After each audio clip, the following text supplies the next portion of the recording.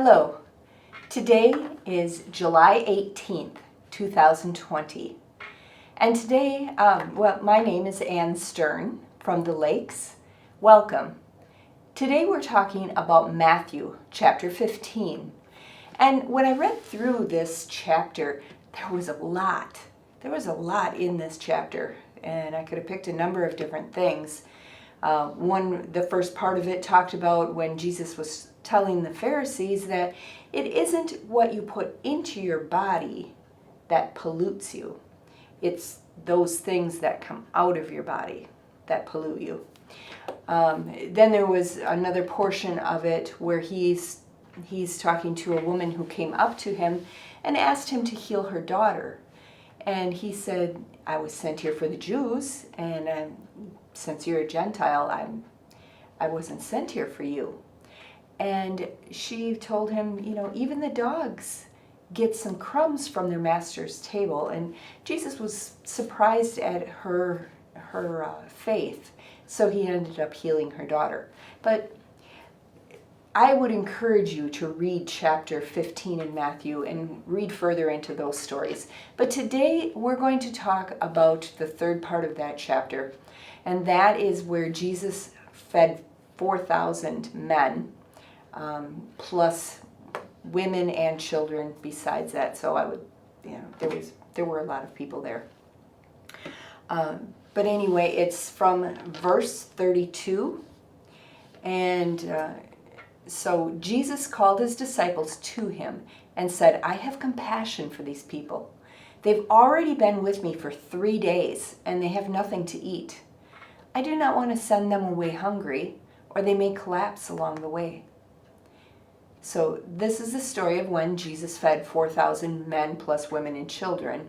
And so Jesus had been in the wilderness, and a huge crowd had come upon him, and they were so eager to hear what he had to say, they stayed 3 days with him.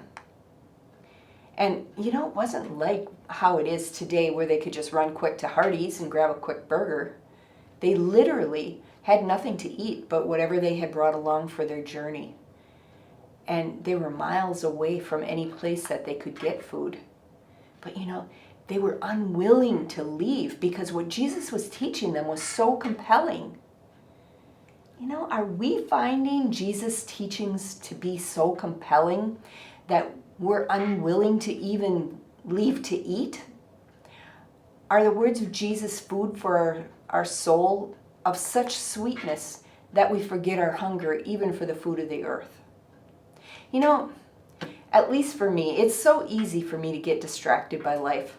I might be trying to read the scriptures, but I can't shut off the script that's playing inside my brain. And I can't focus on the beauty of the message that's right in front of me. But just think of those people that were sitting at the very feet of our Savior, and they were listening to every word as it came out of his mouth. They were taking it in as sustenance for their soul. So much that they didn't want to pull themselves away to even go for food. Can you imagine the excited discussions that went on in the evening after Jesus was done teaching for the day? Makes me wish I could have been there. And then Jesus performs this miracle. Out of his compassion for them, he feeds them. He takes 5 fish and 2 loaves of bread, and he blesses it. And he ends up feeding probably over 10,000 people. And then, after all is said and done, he ends up with 7 baskets of leftovers. Can you think about what the topics of discussion would be on the walk home for these people? I mean, think of the conversations. I bet they even talked about whether they were going to share that miracle with other people. And just wondering, what are people going to think? Are they going to think that we're crazy? But no, not crazy. It was Jesus, the God who has compassion for us, the God who understands our needs, and he delights in meeting them for us. It all comes down to the fact that he wants us to know that we can trust him. I don't know about you, But I want to feel what those people felt as they sat at the feet of Jesus, taking in his words as nourishment. I want to spend my evening talking in excitement to others about what I learned. I want to be dependent on him and know that he has compassion for my humanness. You know, he has so much to teach us about this life and how to really fully live.